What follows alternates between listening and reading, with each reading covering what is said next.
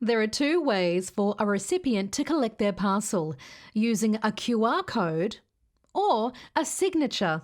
Let's first look at the QR code. The recipient receives a QR code in the parcel notification email. They can come to collect their parcel by showing the code. To log out a parcel, make sure that you are on the Collect screen. Simply click on the little blue button on the bottom right and scan the QR code the recipient shows you.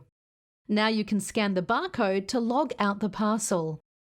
Alternatively, you can also click on the top right to select the parcels you are logging out.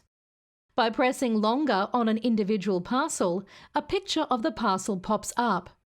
Important: this picture only shows if you have taken a picture of the recipient's name or barcode.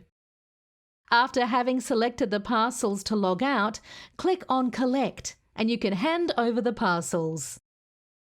Next, let's look at the signature-based parcel logout. When the recipient does not show their QR code, you can instead manually search for the recipient. Again, select the parcels you want to log out. Now when you click on Collect, the recipient needs to sign for proof of collection. After the recipient signs, you can click Sign and Collect, and the recipient can collect their parcels. To recap, there are two ways to log out a parcel.